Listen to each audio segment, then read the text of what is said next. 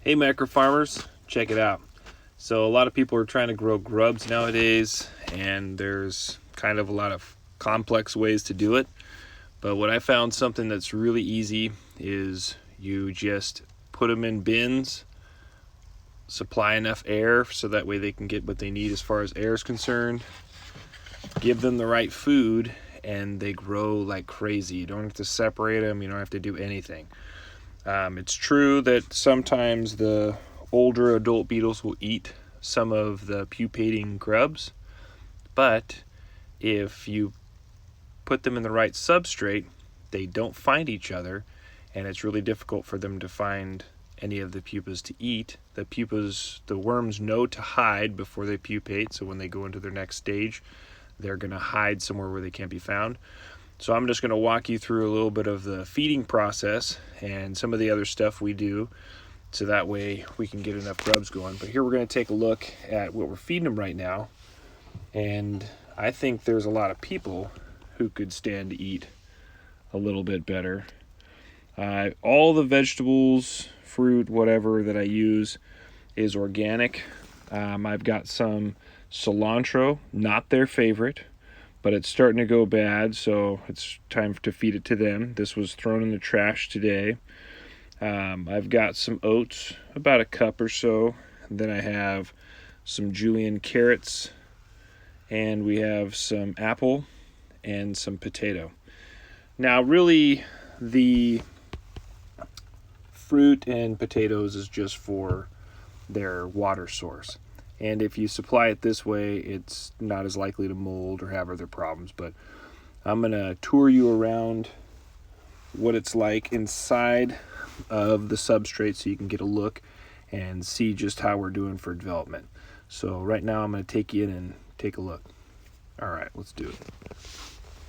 So here we go with the aid of a flashlight so you can see a little bit better. You can see them just hanging out in the substrate. People are just kind of roaming all over, and if we move a little bit back you'll be able to see more, so I'll take a second to do that for you. Now this is down in my basement. Don't tell my wife. You can hear how many grubs are inside of this aquarium, and these are cedar chips that I made myself. You'll see some super worms as well as some mealworms in this substrate. So I mixed the two. That hasn't been a problem for me. The mealworms take longer to develop, but you can see there are just tons of them down here. Now I provide a little bit of extra heat for mine via a heating pad, and I haven't worked out how much that costs as far as electricity is concerned, but they eat the wood chips and they seem to be doing just fine. Now this is a pretty large colony, you can't really tell. Here's some leftover food, breaks down pretty good. It gets dried out, but here's a piece of potato that they're working on.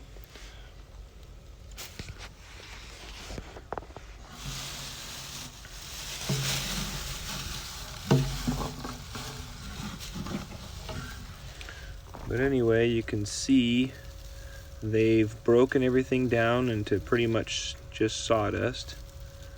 And there's one of the mealworms there. They're mostly congregating in this corner now that I've pulled everything away. They move kind of fast, and you can see just teeming with worms in here. Now this colony is only a couple months old, and there's a lot. I have no real way to guess how many have grown in here so far, but I mean there has to be thousands of them, and this is just one of the ones. Now once I get about 6 inches of substrate, then I start a new colony, and I just throw in a few handfuls of these guys into the next colony. Pupa is probably the best way to do it, but that's That's all you have to do. And so this colony is right at 4 inches now. And I'll show you what I do to keep them going. I'm gonna throw down some apple slices. I split an apple between 2 colonies. So that's about half of the apple. Then about half of a potato.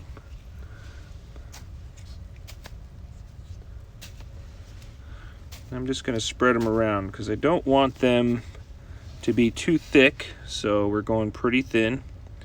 And we don't want them to be too thick because if they're too thick, they'll mold and there'll be too much moisture in one space. And that's pretty good. We're going to add some carrots. About half of what we had here for a total. The carrots are okay. They don't seem to mold very easily, so they do better. We're going to add some cilantro. Now the cilantro will probably hold in some moisture and maybe a little bit of a problem, but they'll work through it pretty fast. So I'm just going to try and spread it out as much as I can. And they're just going to find this and go to Yum Yum Town. So the worms are really mobile. They're going to come up to the top and they're going to feast. And then the pupas, the worms, they know when they're going to pupate, they go down into the bottom of the substrate. The beetles will all be on the top. And then I'll show you what I put on the top is just a couple of milk crates. Milk crates, I meant to say egg crates.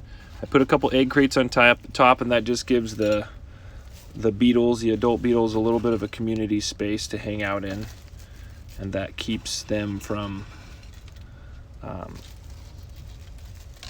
being mixed in with the grubs as much because they want to be above ground. So they'll come out of the substrate to breed, and then they'll lay eggs on the top. So there we go. That's feeding time. And now I'm going to cover it with a thin layer of wood chips, wood shavings, I should say. So I just take my chainsaw and I run along the grain, and I cut up a couple of logs. I'm an arborist, so I have lots of free time, I guess. But I'll just cut up a couple of logs so that way I can make a few small slabs or whatever. And then I'll cover them up. Okay, and they've got a pretty good cover. Now I'll replace the egg crates. The beetles don't even want to leave. It's warmer, closer to the heating pad. The external air is a little bit cooler, so I think they sense that and they don't really try to escape. They kind of just hang out in here and enjoy life. The beetles travel back and forth, going in from the top of the substrate where the food is up into the egg crates, laying eggs. Their sole purpose is to lay eggs and procreate. And that's it. I'll replace the metal screen, and I have a metal screen just big enough to keep mealworms in. And after that, they're fine. So that'll last for about 2 weeks, but I really should do this about every week, just about once a week. You're gonna spend a little bit, and I keep this colony going pretty much the same way because I harvest about a cup of worms every 2 weeks to give to the chickens. So that's all I'm doing it for is chickens right now, but we're gonna keep expanding so we can get a larger colony going and see how that works out. But that's just an update, and I wanted to give you guys a chance to see how I'm doing it, see if it's something that you guys want to try out.